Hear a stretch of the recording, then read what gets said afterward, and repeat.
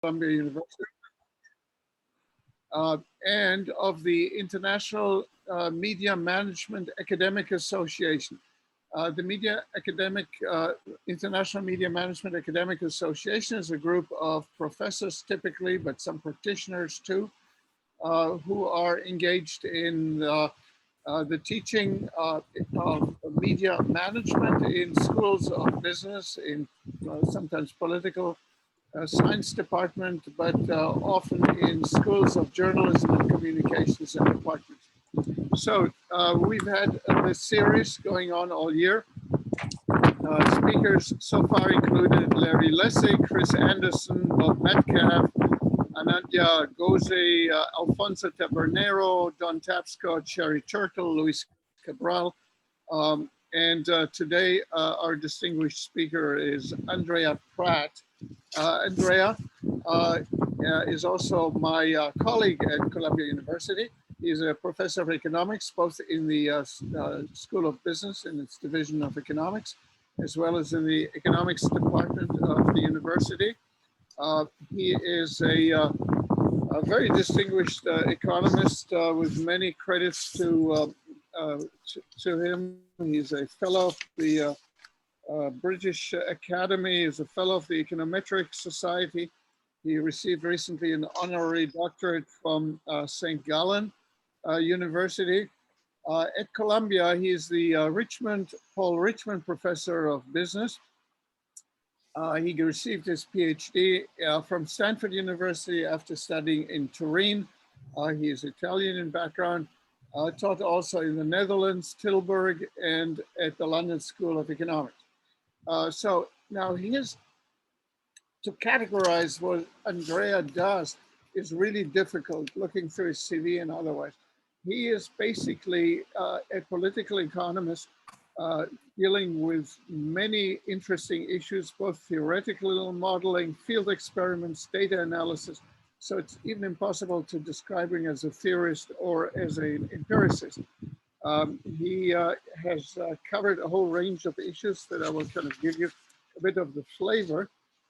But most recently, his work includes the influence of the media industry on the democratic process. But just to give you a bit of a sense of his diversity, in a recent month, recent non-technical writing, he's written about what Bernie Sanders' plan to save American journalism gets right and what it misses. He is involved in the Committee of the Study of Digital Platforms. He has written on the merger policy in the age of Facebook, on information inequality. A survey of how 1,000 CEOs spend their day reveals what makes leaders successful. Can Fox News get Trump elected? And I could go on and on. My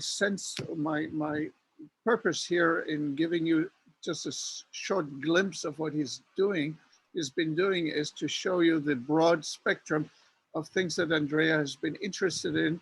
And we're very happy that it includes regularly articles about news media, about media power, etc. And so without further ado, I'd like to give the word to Andrea, whose article with Charles Angelucci, also a colleague of mine until recently, he's now moved to MIT, is entitled, "Is Journalistic Truth Dead? Measuring how informed voters are about political news." Andrea speaks to us from Greece.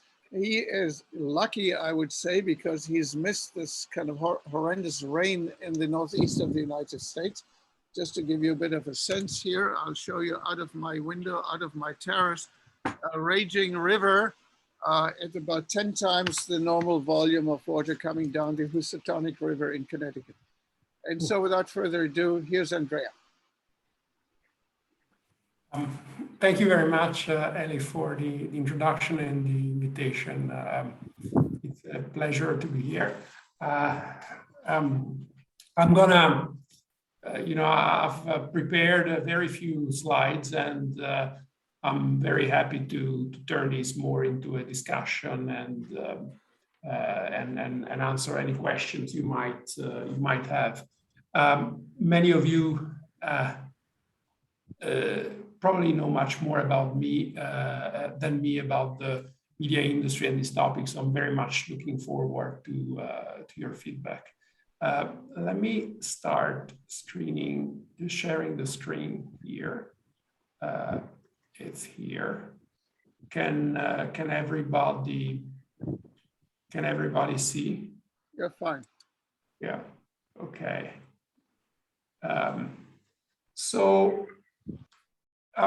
This is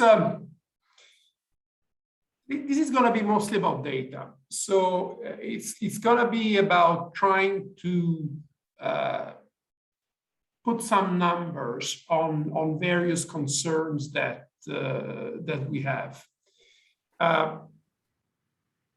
The setting, the kind of theoretical framework I have in mind is a very old one. Definitely Thomas Jefferson discussed it. And the idea here is that in modern government, people cannot get information about the government directly. They need to get it through the media.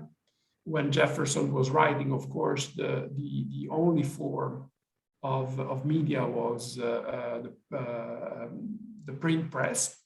And but I think what he writes is very very current. And I want to kind of draw your attention to a couple of sentences he writes in this. This is one of his letters. He says, "Give voters, the people, full information on their affairs through channels of the public papers." So it's the idea that the media will inform citizens about what's going on, and also that every voter should be able to receive that information and able to understand it, decode it. So I think that this sets a scene for the kind of worries, concerns that we have today. The number of platforms have proliferated. We don't have just newspapers. We have all kinds of different media. But the concerns can be understood in that Jeffersonian framework. So and they're very related, these concerns, and you can find other concerns that are related to these. And one concern is fake news. So and more generally, misleading information. We're worried that we're receiving a lot of information that is either false or extremely biased and misleading, and that's gonna send us in directions that are wrong, that are incorrect. The second point is underfunding. We are worried that the number of active journalists is going down, that investigative journalism is in a crisis, because we think that the traditional funding model, which was centered around advertising, is no longer working. And then the third issue is, and again, it's related to all this, is the idea of media capture, is the idea that in this world, in various countries, that may happen in different ways, but powerful agents, both from politics or from industry, may influence all this and may bias information in the direction that is good for them and probably bad for voters. Now, this is a lot of issues, and obviously there are many people exploring this important set of issues. I would say it's one of the most important policy debates we're facing now in the US and in many countries. And I think there's a lot that can be said from various angles. So one summary that may be useful is the media report that came out of the Stigler Center a couple of years ago. So the these worries sort of coalesce around the idea of the death of truth, post-truth world. And it's the idea that the amount of false and misleading information is leading us to a world where most people are struggling to tell the truth apart from falsehood. And I mean, you have lots of books about it. Barack Obama said one of the biggest challenges that we have to our democracy is the degree to which we don't share a common baseline of facts. So it looks like there's a set of facts out there, and some of us, depending on our ideology, are observing certain facts and maybe some other false stories, and some other, depending on their ideology, are observing other facts and other stories. There is so much discussion about it. There are many policy proposals. Some of them are go to the heart of our constitutional protection. So there are proposals in many countries to limit the scope of freedom of expression. So in the United States, both Sanson and Wu have said that perhaps it's time to rethink the role of the First Amendment, that this absolute protection of freedom of speech is in conflict with the fight against fake news. That, of course, is quite an important policy proposal. And so what is important, I think, in this area is to try and get as much information as possible, as much data as possible. And there is a lot of work going on here. There is a lot of very interesting work. So this is going to be a very quick summary of some of the stuff we know and some of the stuff we don't know. And I'm doing this so I can situate my own work. So one thing we know for sure is that there is a lot of fake news out there. So there is a lot of fake news being distributed. This is I'm referring to the work of Vosugi, but there is a lot of other work in this area. It is at this point, it's difficult to rule out that fake news was a factor in some important elections around the world, and people are thinking about the Trump election, and people in the UK are thinking about the Brexit referendum. There's also the idea that fake news may have a direct effect. It sort of gives us wrong information, but may also have an indirect effect, and that indirect effect may be perhaps as important or more important. And the indirect effect is kind of the flooding effect. So if I fill out the news space with false news, it's going to be much harder to distinguish real and fake news. And so putting false news out there might be a way to simply prevent people from learning the truth. And you know, for instance, Tufekci talks about this in the context of autocracy or semi-autocratic regimes like Turkey and Russia. And one of the techniques that those governments may be using is to flood the internet with utterly false news, with the objective of just confusing people. So this is stuff that we know, we have some information about. There is also stuff that we actually don't know much about. And one of the questions is the entity of the phenomenon. Here, there's a nice survey. There's not a lot of literature, but there's a nice survey by Nyhan. And he argues that based on the evidence we have, exposure to fake news websites was actually relatively limited in the 2016 campaign. And he also says that there's no evidence that misperceptions are higher today than they were in the past. And he cites some stuff that people believed about Kennedy that's quite outrageous. And so it is unclear that the phenomenon has gotten worse.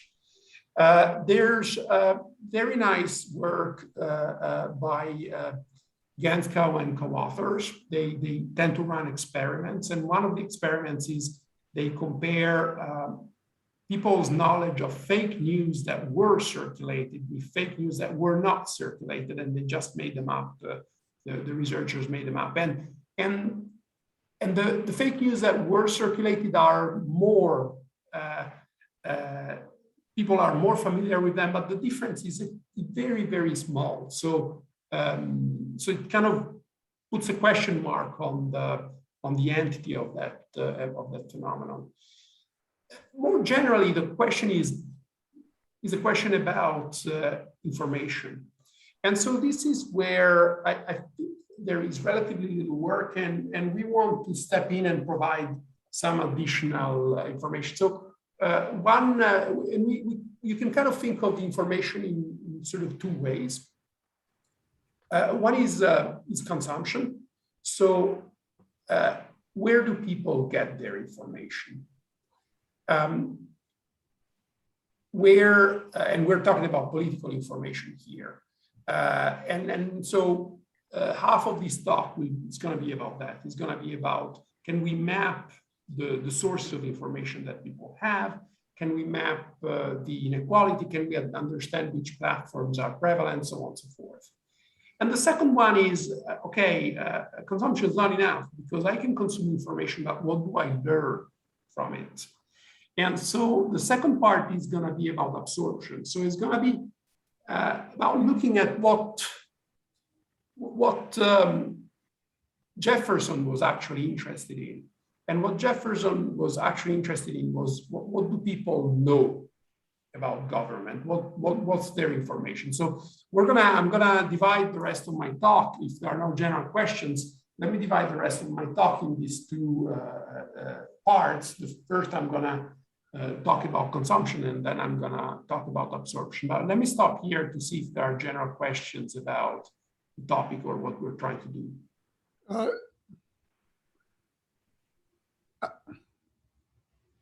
Andrea, I think you can continue. Okay, great. With your paper, yes. So the first big thing about the first thing is consumption. So and you can also refer to it as news diets, where what are people getting their news? So Ali here has been a pioneer in this field. In his two books, he does this for the US and then for a number of countries around the world. He tries to understand what sources people devote their attention to. And so we're in the same spirit, and we have data from 36 countries, and we work with YouGov. I think many of you are familiar with YouGov. It's a panel of people that are representative of society from 36 countries. They're mostly developed countries, but you have places like Mexico, Brazil, and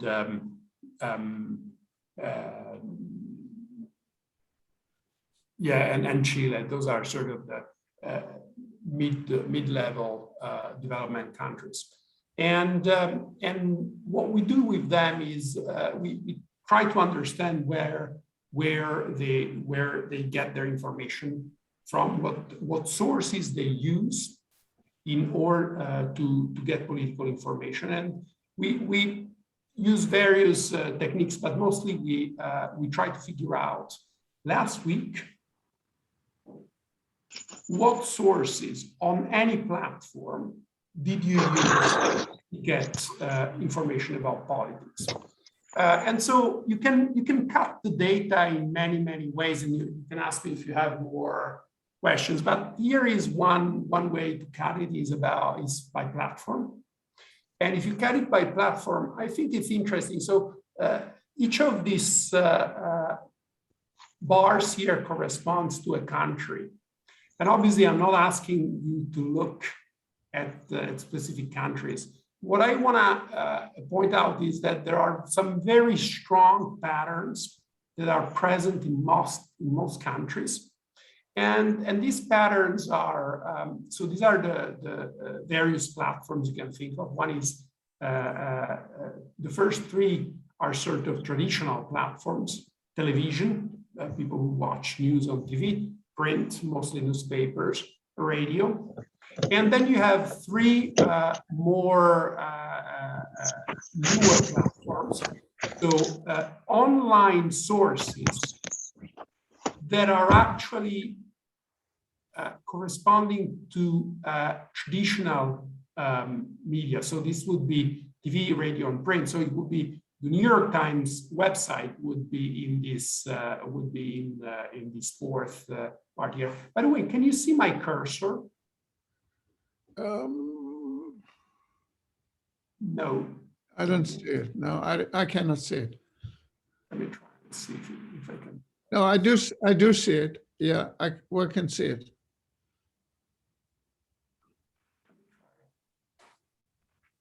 Yeah, well, yeah. It's not great.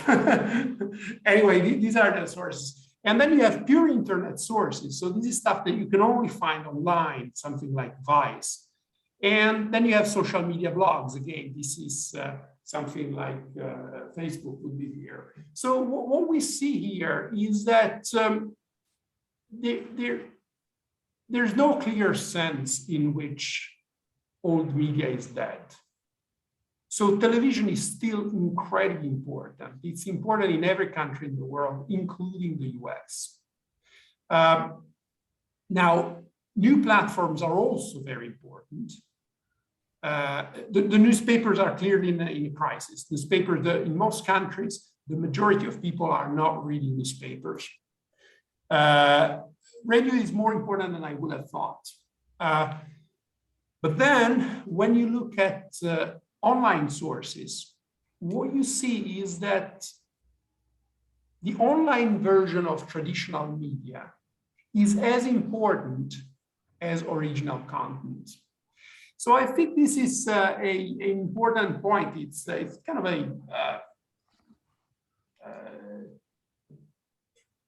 it puts some nuance about where people get their news. When people tell you that 60%, 80% of people get their news online, you should also add that a larger majority also gets their news from television. And when they go online, many of them are actually using traditional sources. So I think this sets a scene for a more nuanced view of what technology has been doing on news diets.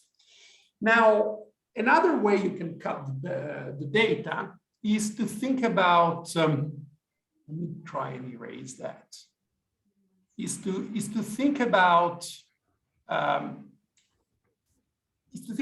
which particular sources are more important in a country. And the way we're doing it, and this is very similar to how Ellie does it, is think about attention shares. So the way we do it is as follows. Suppose that I wanna try and figure out how important is the New York Times in the US. How can I do this? Well, I can see how many people read the New York Times. That would be the reach. That's a useful piece of information, but it's not exactly what we're looking for, because the New York Times may be read by a lot of people who also have a lot of other sources. And so the attention they devote to the New York Times is actually relatively limited. So what we want to try and do is aggregate it in a different way and to allocate attention source by source. So suppose that Ellie uses various sources, reads the New York Times and watches CNN. And then suppose he spends half of his time on the New York Times and half of his time on CNN. Then we're going to allocate 50% of his time on CNN and 50% on the New York Times. And now we're going to aggregate this across all consumers. And when you do that, you get this type of picture. So this is attention shares in the US. It's a bit dated because it's from 2017. And we also aggregate by ownership because we want to understand which are the news organizations that are more, that have more attention. And so when you do this, you get this picture. And as you can see, the biggest news organization is News Corp, mostly because of Fox News.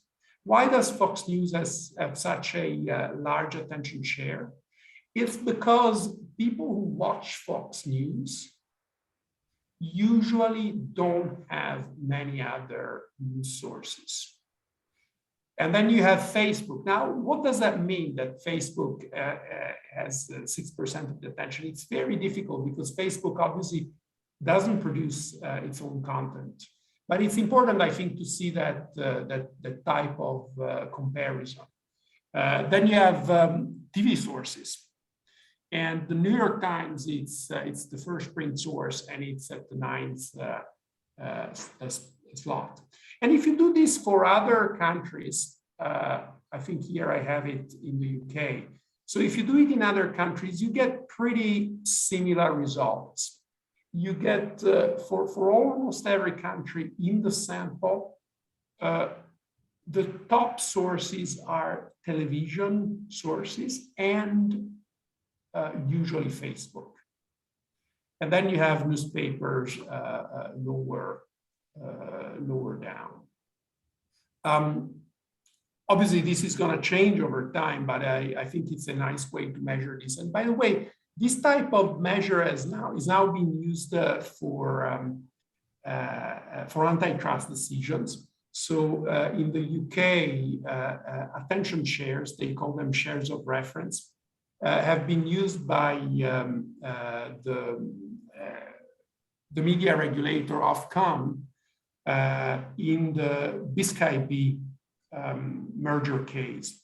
They were used to argue that when you take out the BBC, Rupert Murdoch is actually the largest owner media owner in the UK.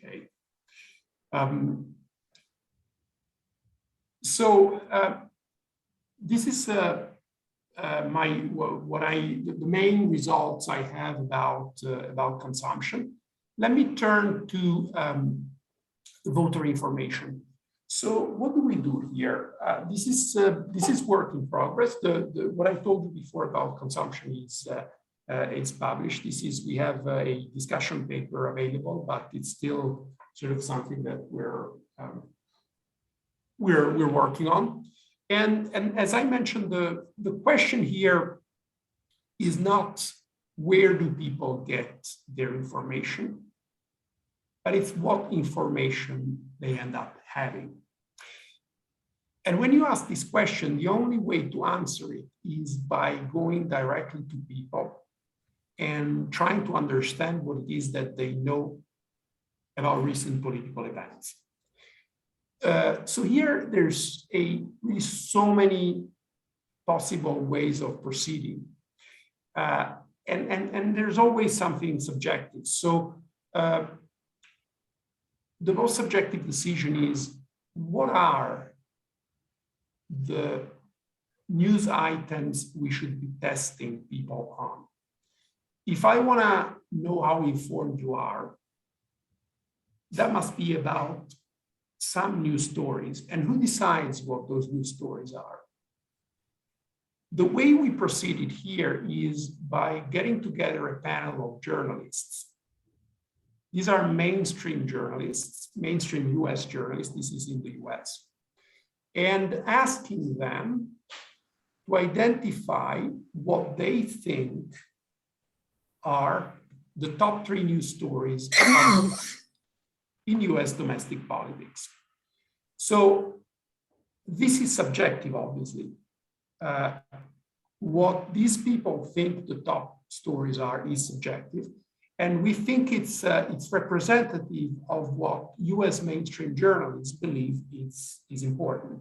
And so we're gonna test, what we're gonna try and measure here is what the distance is, the informational distance is between what journalists think is important and what American voters know. And I think it's important to keep that in mind, because when we discuss the meaning of the results, it's important to have that in mind. And so then what we're going to do is we're going to identify the top 3 real news stories, and then we're going to have fake stories. And we want to see if people are able to distinguish real stories from fake stories. And fake stories, we do it in 2 ways.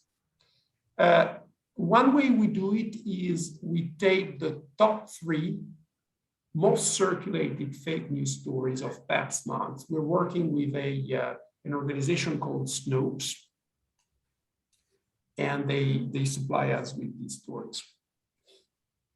Alternatively, we use 3 synthetic fake news stories that are written by our journalists. They're pretty good at writing stories that sound plausible but are completely false.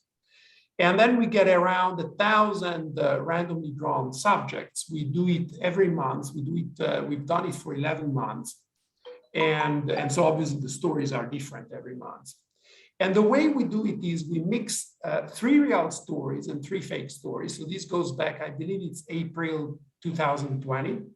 And this was the test we gave to our subjects in April 2020. Oh, and I should say that we do this for money. So we say we give them $1 for every real story they identify.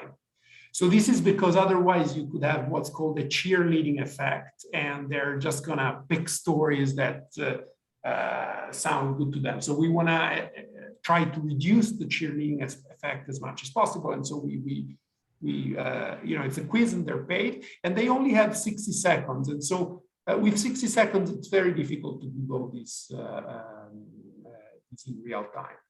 So this is an example. And so in this case, these are the real stories. And so you get $1 for each real story you get correct. And then we use this to try and understand something about knowledge. And so there's still, I won't go into the technical details, but there's something more to this, because now if I'm paying you $1 for every story you get right, you're gonna always try and pick something, even if you don't know anything, right? And so we have to, we have a model, and I'm happy to get more into the details, but we have a model to net out lucky guesses. Right? If you just try by luck, you're gonna get 1.5 stories correct on average. And then we're also trying to measure in the ruling out. It may be that you don't actually know what the real stories are, but the fake stories, you can confidently identify fake stories, and then you rule them out, and that helps you find the real story. So we have a model to try and disentangle all of that. We redo this exercise in other domains, because one of the questions we want to ask is, are people more informed about politics or other domains? And the 2 other domains we use are sport and entertainment. So we do the same thing. We ask our journalists what are the 3 most important things that have happened in US sport in the past month, and what are the 3 most important things that have happened in US entertainment in the past month. And we test people on that. So if there are no questions about the methodology, let me discuss the results. And let me begin by the average information level. So we can ask the question, now here I'm gonna skip a little bit of that because all this is mediated by the model. Once you put this into the model will tell you what percentage of people confidently identify the most important story of the month. And by confidently, we mean that they would put probability 75% or higher on that story. Meaning that if they were risk neutral and you offer them a bet of $3 against one, they would accept it. Then we can also identify what percentage of people confidently believe the most important story of the month to be false, and how many of them are uncertain. And then we do the same for sport and entertainment, and we also do the same for fake stories. So what are the results? The results are as follows. It's a bit of a split society. So a majority of Americans, 58%, confidently identify the most important story of the month. Then you have very, very few people who confidently believe the most important story of the month to be false. So the problem is not misinformation, does not appear to be misinformation, but the problem is this is the lack of information, and it's the 38% of Americans who don't know. When you ask them something and you're offering them $1, they're just picking something randomly. How do these percentages compare to sport and entertainment? The answer is they're pretty similar. They're pretty similar. When you do the same for sport and entertainment, it's pretty similar. So I think this is already telling us something about the death of truth. For the majority of Americans, truth is not dead. They have some grasp of political reality. They can identify the most important story of the month. And their knowledge of, if you think truth is dead for economics, then truth is also dead for football and for Hollywood. So I think this is quite sobering. And then the important part is going to be this 38%. And then we can ask about fake stories. And for fake stories, the result is that about 12% on the average widely circulated fake story, 12% would bet money on it. So fake stories do have some bite. They do seem to have some bite. And these people are betting their money on stories that are false. We can think about heterogeneity across stories. And when heterogeneity in our results, and you can think of heterogeneity along two dimensions. One is across stories, and the other one is across people. Let me begin across stories. And as you would imagine— Andrea, 5 minutes, please, okay? Oh, yes. All right. As you would imagine, heterogeneity across stories is huge. Some stories, everybody knows, almost everybody knows them.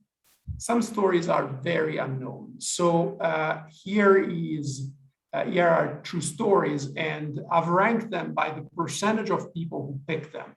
And you begin with some very obscure stories that no one, about 50% of the people pick. Not that if it's 50%, it's because they were kind of picking them randomly.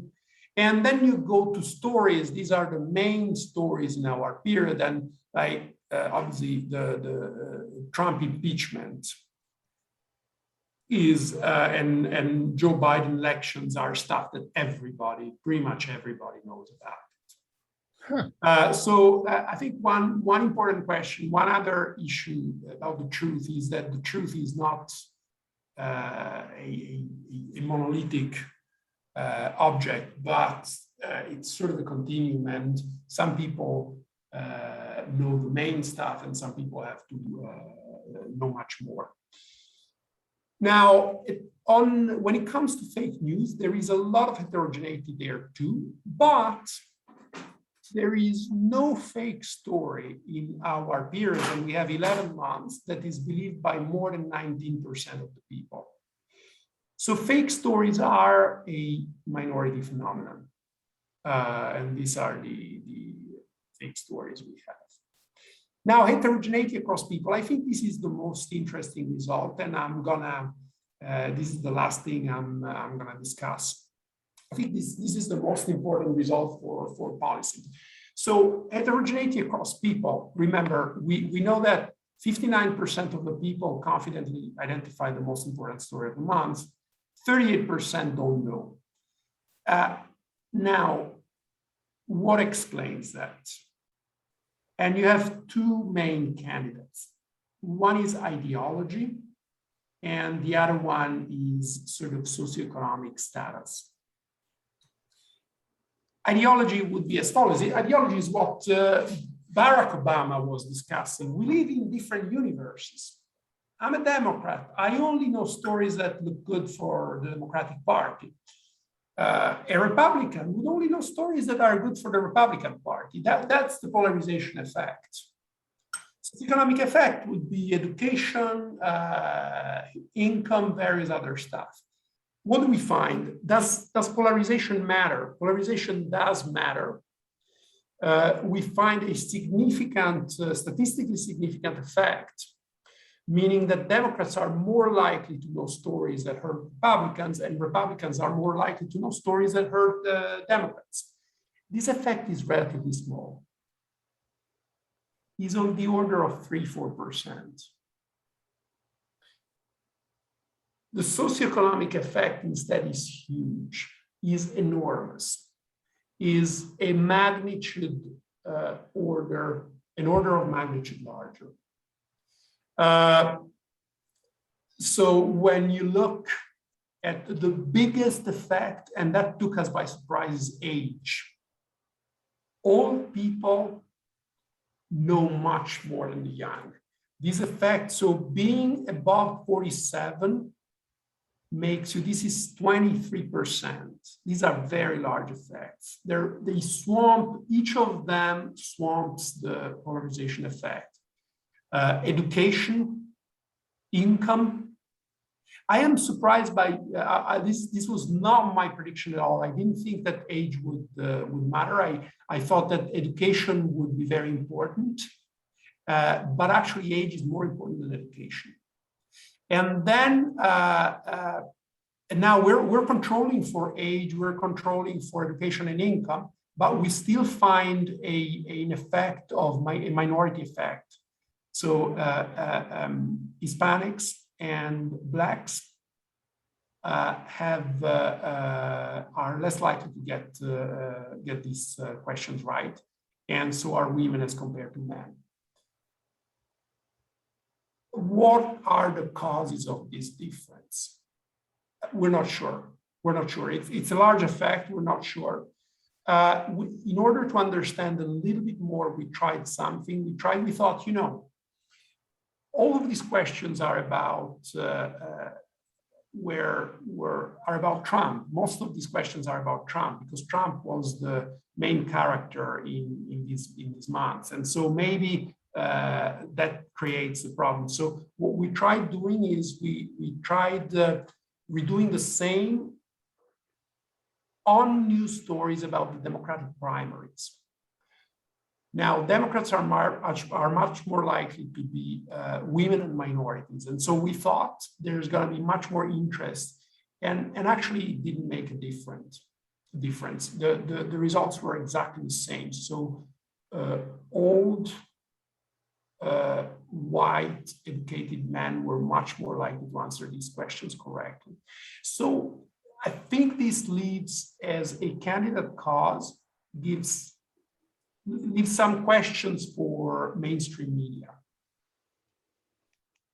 maybe mainstream media is catering to certain segments of the society. It does that because this is where what it has traditionally done. This is where the revenues are. And so it's not catering, in particular, it's not catering to the young. And so I think this is a question for that mainstream media should sort of tackle. So in sum, what I think this raises more questions than provides answers, but I would say in general, our result, I would call them sobering. I would say that they sort of, once you hear about them, they're not so surprising, and maybe some of the rhetoric we've heard in past years was a bit exaggerated. But when we talk about news diets, I think what our result shows is that transition from old to new media is much more gradual and nuanced than we thought. And here I think the question is about the business model. How, as this transition progresses, how are we going to guarantee that journalists have enough resources to do the job they need to do? And regarding absorption information, the main result here is that socioeconomic factors are much more important than ideology. So it's a vertical rather than horizontal segmentation that we're witnessing. And so the policy response should take care of that, should start from that. I think that messing with the First Amendment is a very, very stupid idea. And we should, the policy solution is gonna come from a different source. It's gonna have to come from funding, ways to fund the media that are gonna create media outlets that are catering to people who are currently feeling disengaged with mainstream. And that's kind of what I had to say. Well, thank you very much, Andrea. There's lots of things that you've observed here, and so I will kind of ask people to give questions. But what I do observe, what you said is that if the stereotype is that these misinformed, gullible people are older male whites, kind of like the resentful past generation of mainstream leadership in America, then you find actually the opposite. It's kind of more the young minority and females that are susceptible to false information, right? In part, I mean, rather than false information, they're just not informed. It's not that they believe fake news. It's just that they don't know real news. All right, but that if they don't know the real news, then they're more susceptible to believe. True. Because there is that uncertainty then. What is, well, but instead of me speaking, let me open this up to comments. Raise your hand either electronically, preferably, or physically, and we will recognize you. If you do so, do I see any raised hand here? Do I see any raised hand? I believe I see Heather. Okay, I see Johannes Bauer. So why don't we start with Johannes and then we'll do Heather. I think right, Heather had. I think Heather was first. So Heather, go ahead, please. Okay. Fine.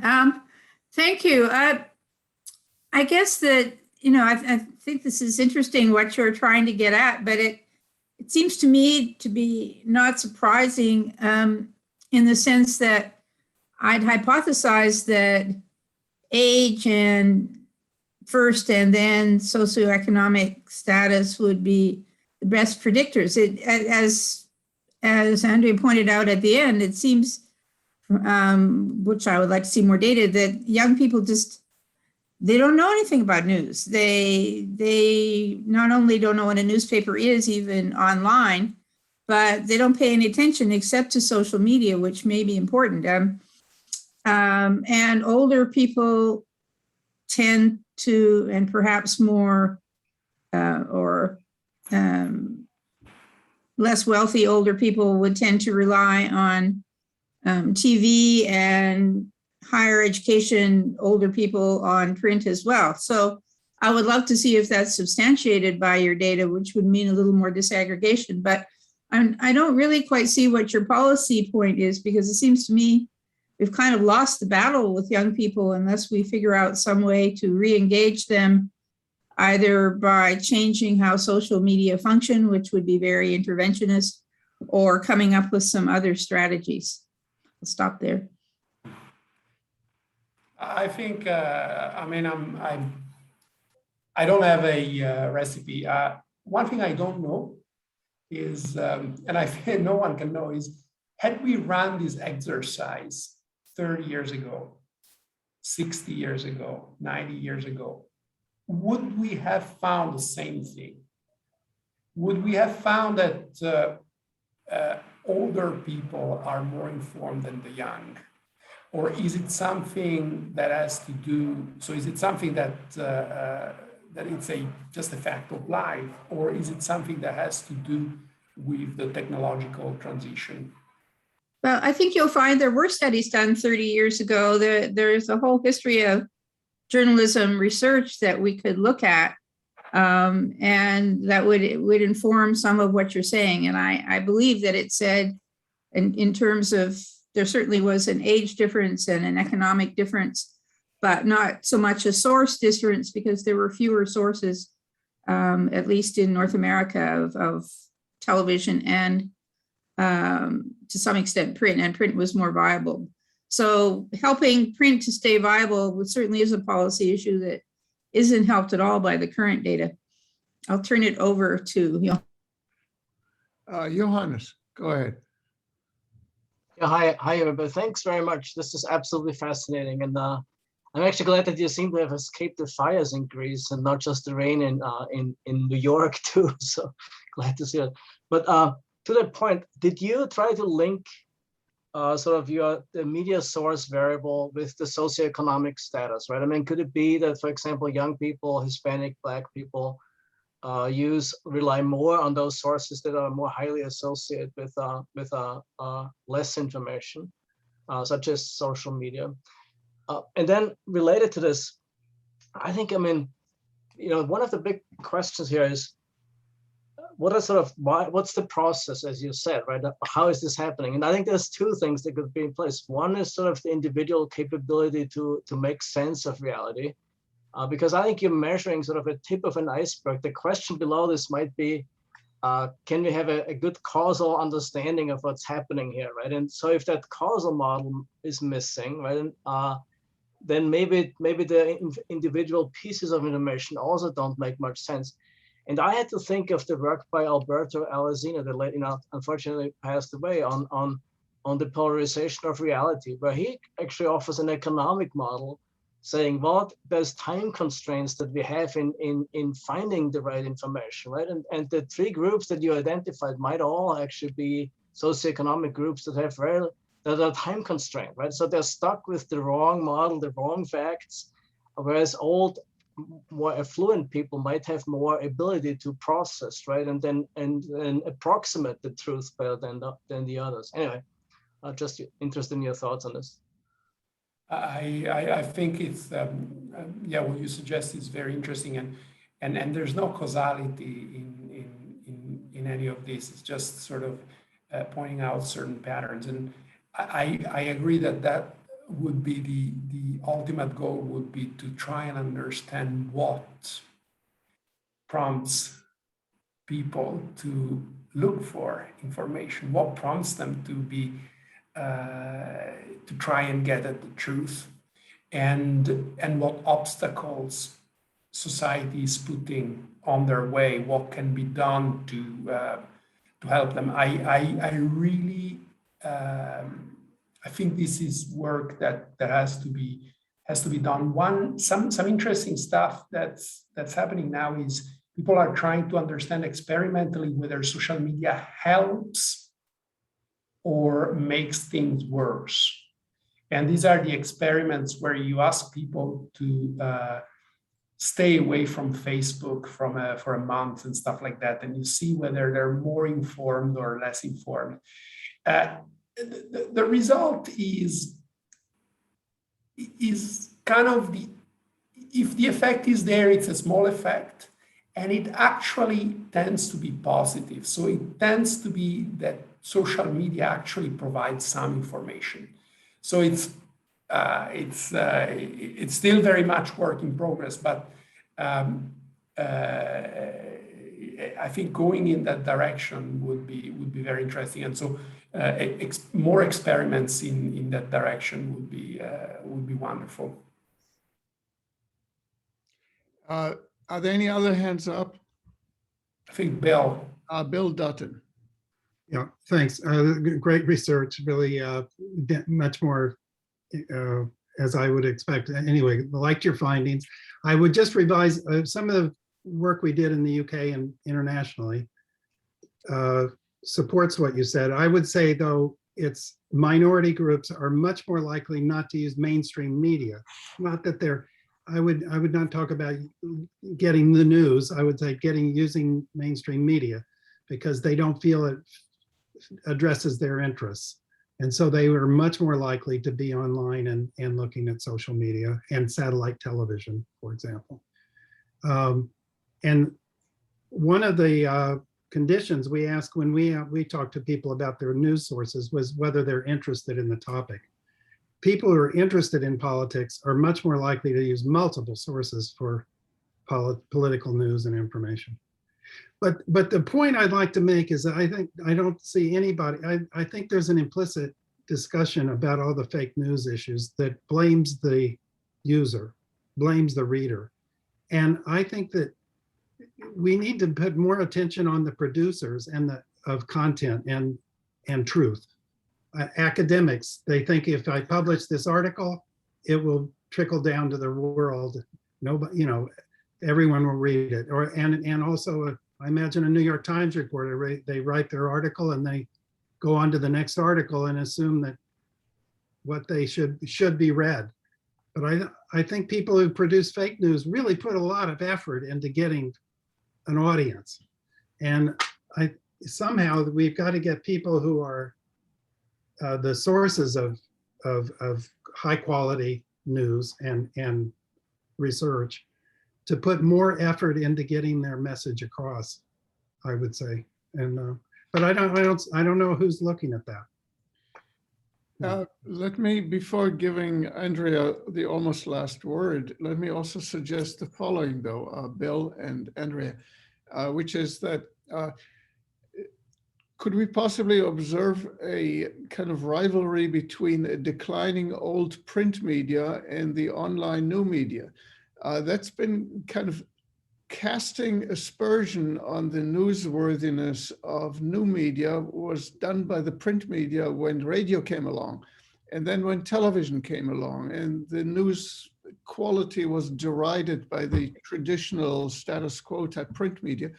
And now, as Andrea, as you have shown us, the decline of print media, so a competitive response is to denigrate the quality of a rival product, and maybe that's exactly what's been happening now. Yeah. So let me first address Bill. Thank you very much for your points. I would love to have a reference on the work you were discussing. If you have a chance to email it to me, I would really be grateful. I think it's very important. As you mentioned, the UK, I think an important issue there is public service broadcasting. So in the case of the UK, the most important source by a huge margin is the BBC. And from what I understand, minorities are less likely to use the BBC. And so I think that kind of begs the question of what a public service broadcaster can do to re-engage those audiences. And I think that also relates to the question of what we can do. And I like your thing that we should be as good as fake news distributors and try to find ways to be as good as them. And I think this begs the question of what policy interventions are. I think right now in the world, we have two types of policy interventions. One is like the US, where basically the US doesn't have an active media policy.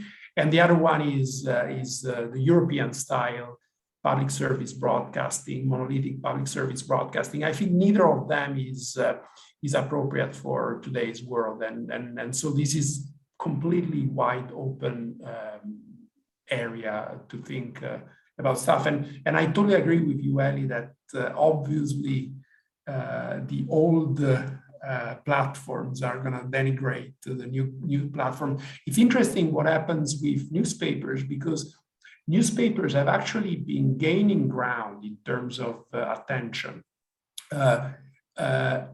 Something like the New York Times in particular has been gaining eyes in the past 10 years dramatically. They have, the business model is less clear, but in a sense what's happening is taking us back to at least some of the top newspapers. Yeah, the market structure now becomes national papers rather than the regional ones in the US. I think that the time is up, and so I would like to thank Andrea, my colleague Andrea Pratt, very much for interrupting his wonderful vacation in Greece in order to share his research results with us. I'd like to thank also Jason for organizing this, Jason Buckwhite. Thank you, Jason. Our next two events in October and November. In October, Esteban from the IE Business School in Madrid, and Julia Caget from Sciences Po in Paris. She will presumably also kind of echo in the direction of the research direction that Andrea has presented us here today. And so we will have another opportunity to hear that kind of research. So I'd like to thank you, audience, and stay happy and dry. And I'll say goodbye, and we'll see you hopefully next on the first Thursday each month, next month, October. See you later. Thank you, Andrea. Thank you very much. Thank you.